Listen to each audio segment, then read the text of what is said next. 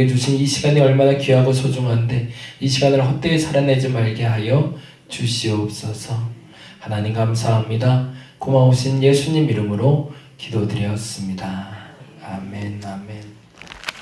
오늘은 전도서 말씀과 고린도 후서 말씀 같이 봅니다. 전도서 3장 11절에서 14절.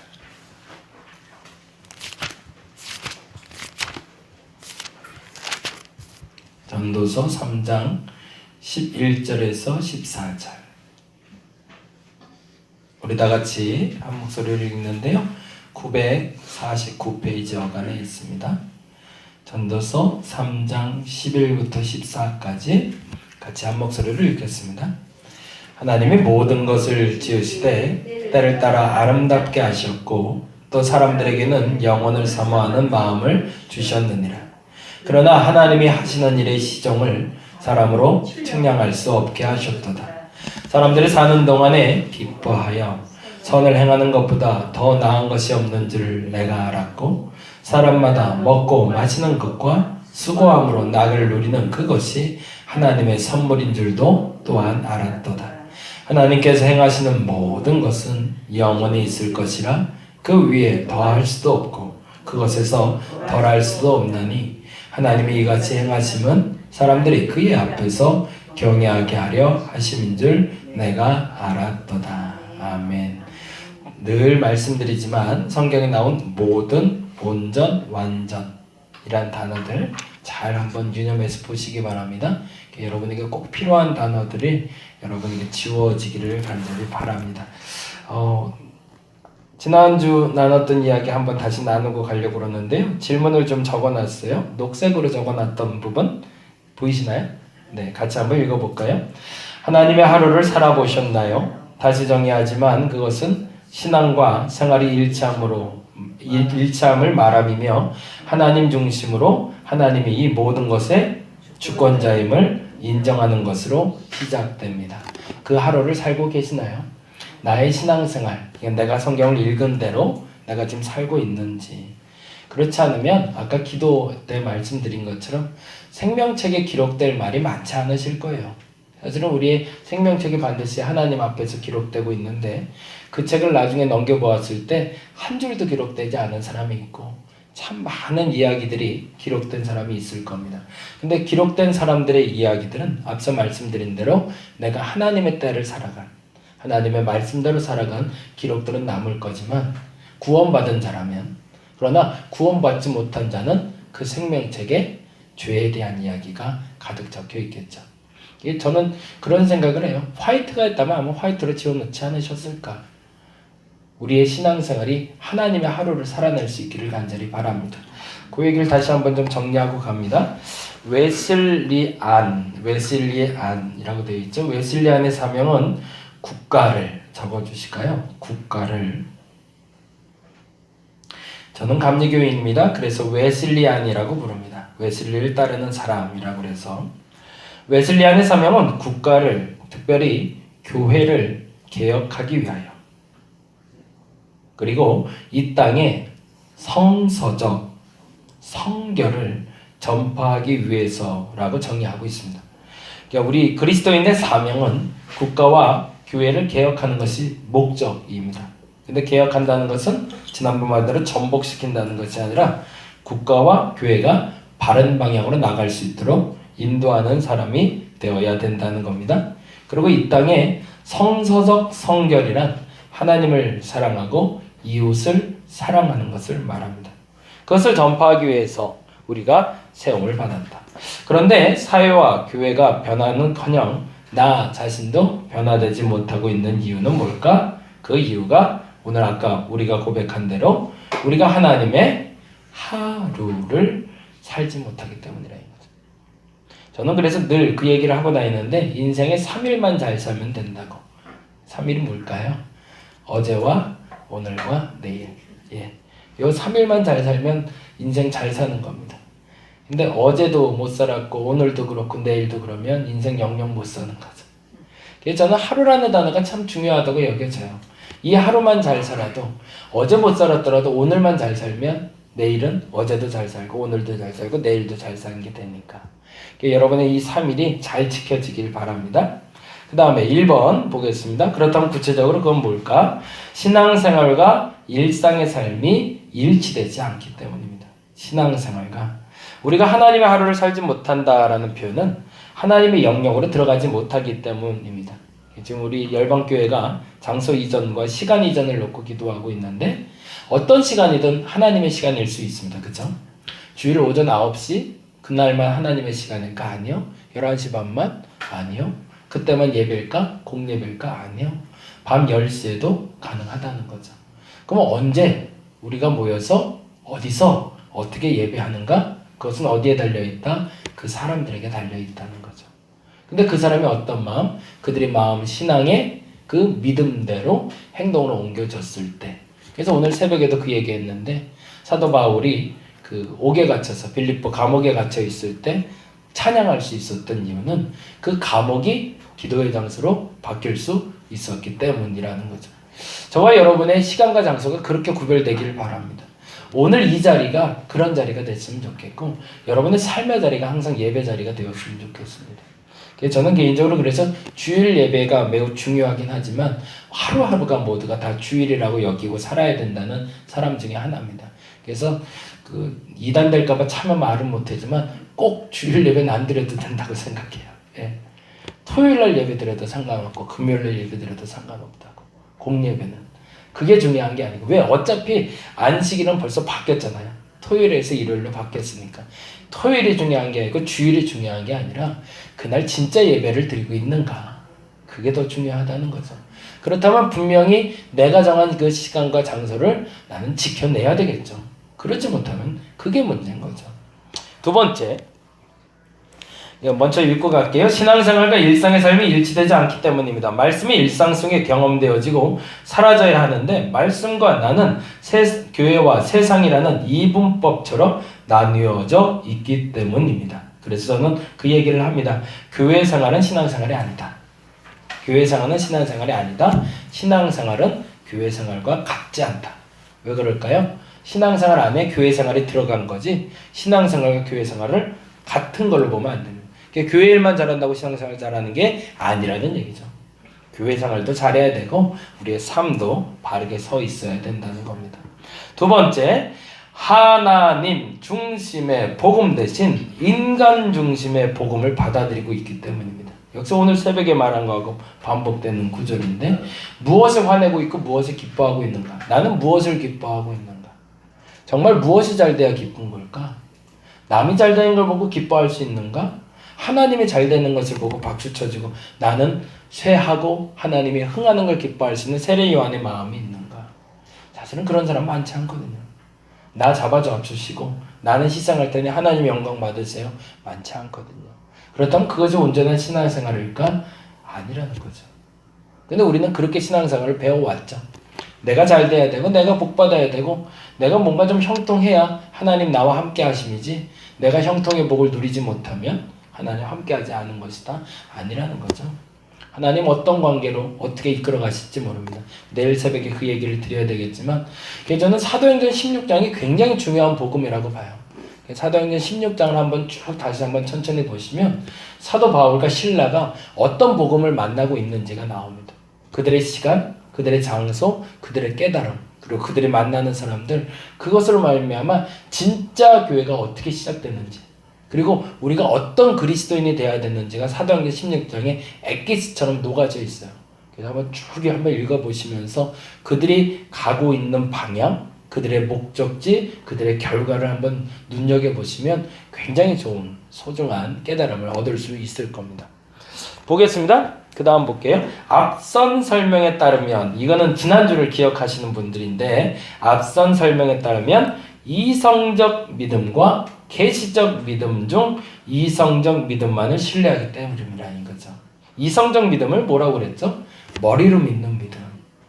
계시적 믿음은 머리가 아니라 우리의 하나님의 뜻에 대한 아멘, 순종으로 나아갈 수 있는 믿음. 그래서 이 믿음의 차이를 골리앗과 다윗의 차이로 설명을 했던 기억이 있습니다. 그렇게 기억하시면 될 것 같고요. 마지막 세 번째, 해 아래 모든 것이 다 누구의 것이다? 하나님 것이라고 믿으시나요? 진짜 이걸 믿어야 됩니다. 그러면 하나님이 주십니다. 내 거라고 우기니까 안 주시는 거고 모든 것이 다 하나님 겁니다. 그 신뢰를 가지고 신앙생활 할 수 있으면 좋겠습니다. 이번 주 말씀은 지금의 나, 만들어진 나. 지금의 나는 만들어진 나인가 진짜 나인가 라는 질문을 가지고 같이 나눠보려고 합니다. 고린도후서 4장 16절입니다. 고린도후서 4장 16절. 신약성경 290페이지 어간에 있습니다. 290 4장 16절 같이 한번 읽어볼까요? 같이 읽겠습니다. 시작. 그러므로 우리가 낙심하지 아니하노니 우리의 겉사람은 낡아지나 우리의 속사람은 날로 새로워지도다. 아멘. 겉사람과 속사람의 동그라미를 해놓고요. 그 얘기를 오늘 조금 나눴으면 좋겠습니다. 만들어진 나인가 진짜 나인가? 여러분 진짜인가요? 여러분 진짜 여러분이라고 생각하세요? 여러분이 생각하는 여러분이 여러분이신가요? 아닐 수가 있어요. 착한 사람인가요, 여러분은? 나쁜 사람인가요? 그 기준을 누가 정할까요? 우리는 평가받기를 되게 좋아합니다. 정확히 말하면 칭찬받기를 좋아합니다. 근데 칭찬은 뭘까요? 제가 칭찬에 대해서 그 깨달음이 왔는데 칭찬은 못하는 것도 잘하게 만드는 걸까요? 아니더라고요. 저는 칭찬을 해주면 못하는 것도 잘하는 줄 알았어요. 공부 못하는 애가 공부를 잘하게 되고 운동 못하는 애가 운동 잘하는 줄 알았어요. 근데 그게 아니더라고요. 운동을 잘하는 애가 정말 잘하게 만들어지는 게 칭찬이고요. 근데 본래 이제 운동을 못하는 줄 알았던 거죠. 공부를 못하는 애가 공부를 잘하는 게 아니라 공부를 원래 잘할 수 있는 애가 칭찬을 듣고 진짜 잘하게 되는 걸 칭찬이라고 얘기합니다. 그러니까 헛된 기대 버려야 됩니다. 공부 못하는 애는요 안 돼요. 안 되는 애는 안 돼요. 운동 못하는 애는 칭찬해도 안 돼요. 안 되는 건 안 되는 거예요.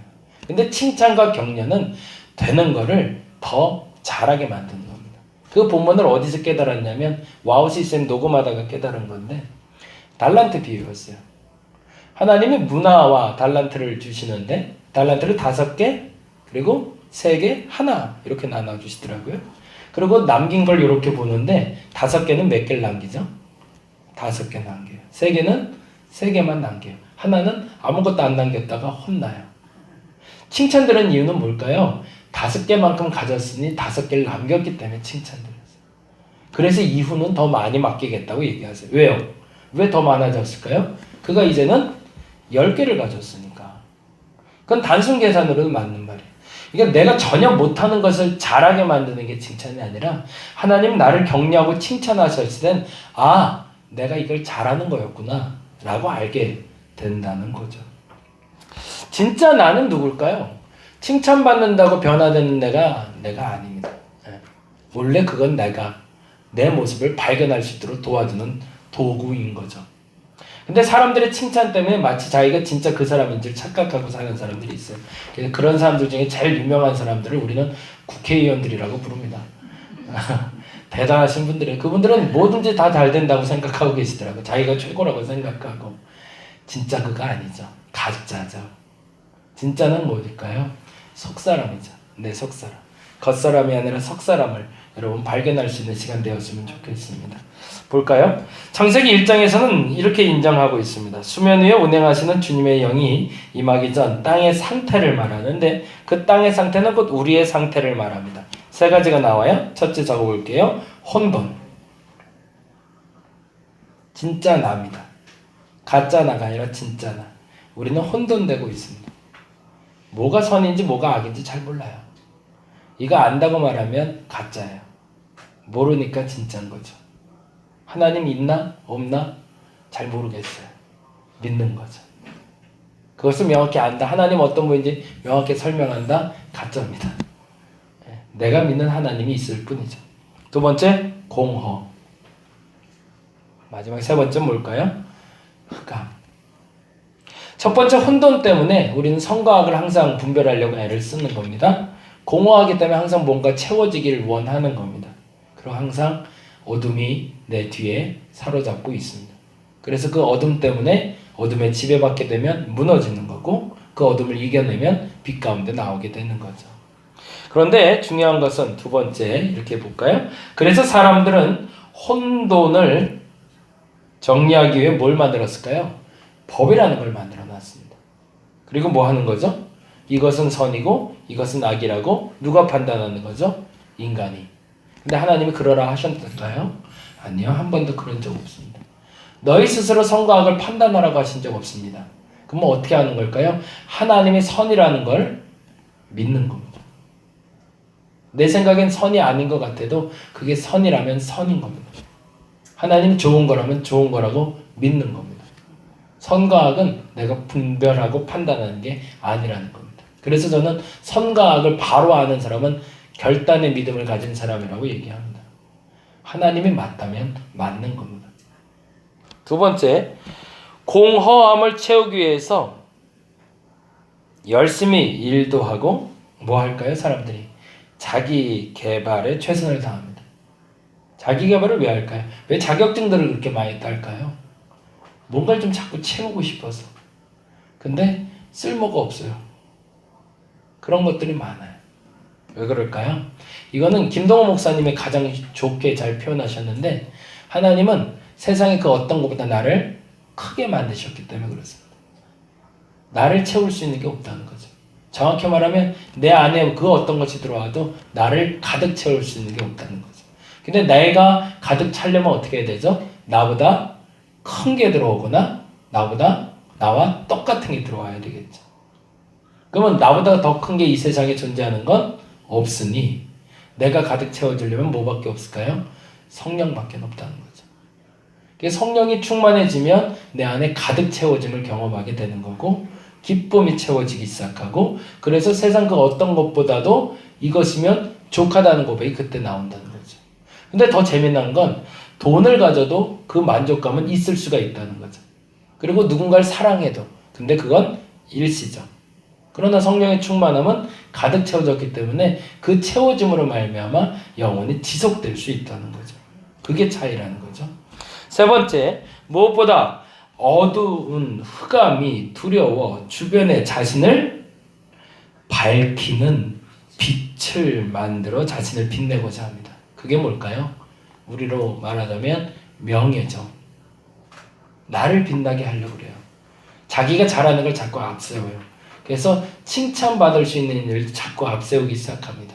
그러면 뭐가 나올까요? 결국엔 그 자신의 빛은 교만을 가져오게 되는 거죠. 그럼 하나님과 가까워질까요? 멀어질까요? 결국엔 더 멀어질 수밖에 없는 거죠.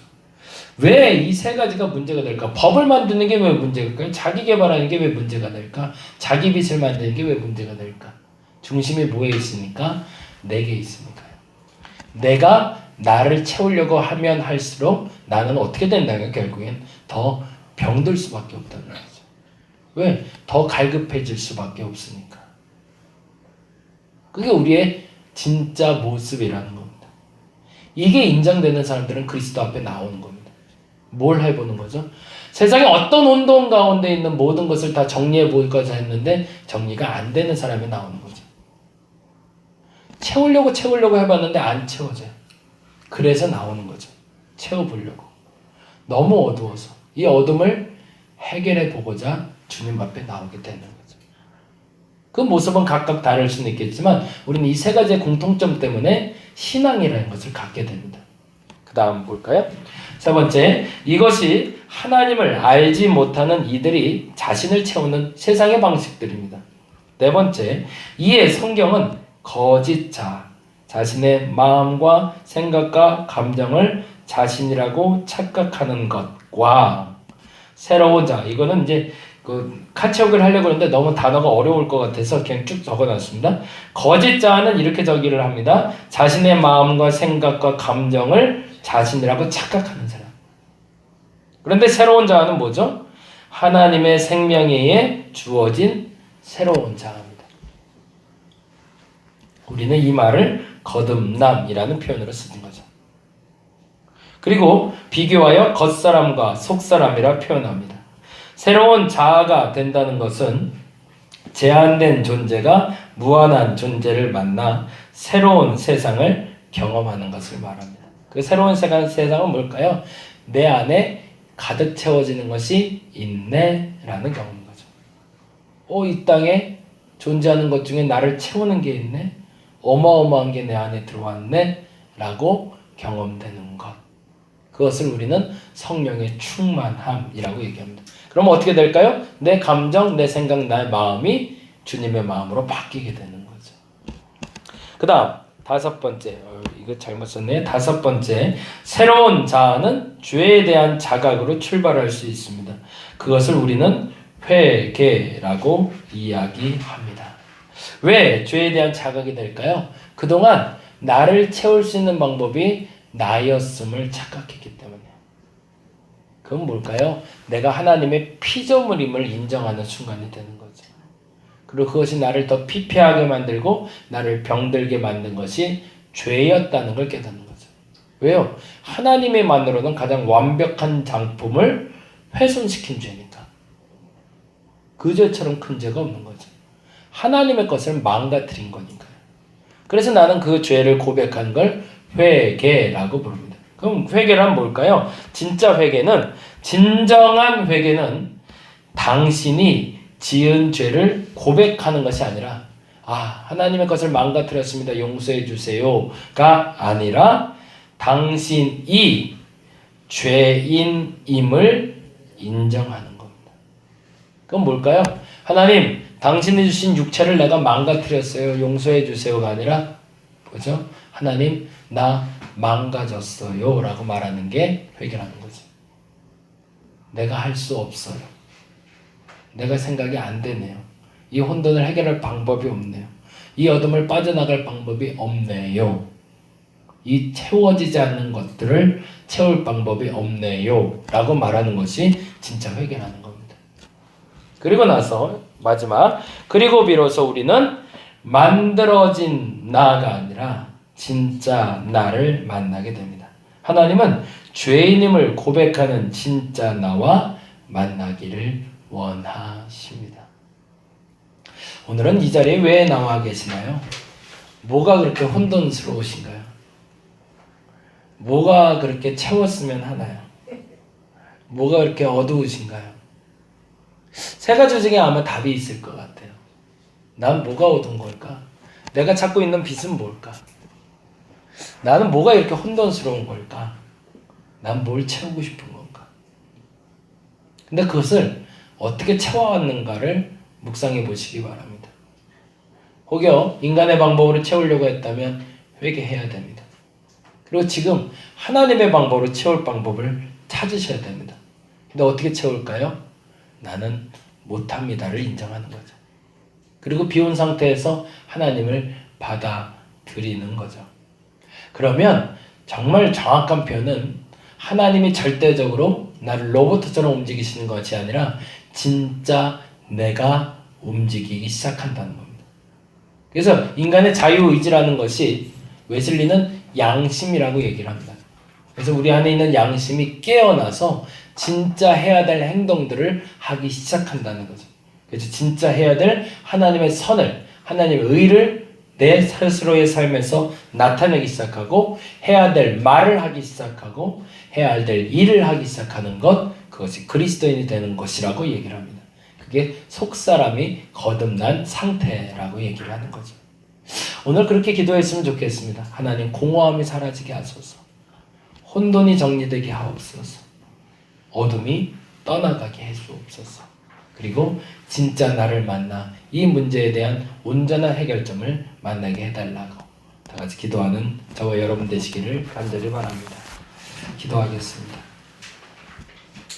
거룩하신 주님 앞에 엎드려 봅니다. 만들어진 나로 살아왔습니다. 사람들이 그렇게 불렀기 때문에 목사인 줄 알았고 전도사인 줄 알았고 권사인 줄 알았고 집사인 줄 알았고 사모인 줄 알았습니다. 근데 아니었습니다. 내가 아닙니다. 만들어진 나를 잘 포장해 놓고 그 포장지에 담겨진 나를 보고 멋지지 좋지 라고 얘기해 왔습니다. 때로는 수치스러워도 했습니다. 만들어진 나를 보고 오늘 진짜 나를 만납니다. 무엇을 혼돈스러워했으며 어떤 선택을 해왔는지, 무엇을 채워왔는지, 어둠을 어떻게 빠져나갔었는지 이제는 하나님의 방법대로 움직여 보고자 합니다. 내 속사람을 강건하게 하옵시고 진짜 나로 살아가게 하여 주옵소서. 어둠을 탈출하게 하시고 가득 채워주시며 무엇보다 혼돈이 떠나가고 하나님이 옳다 하는 그 일을 아멘하며 쫓아갈 수 있는 저들 되게 하여 주시옵소서. 감사합니다. 고마우신 예수님 이름으로 기도드렸습니다. 다 같이 자유롭게 기도하고 돌아가도록 하겠습니다.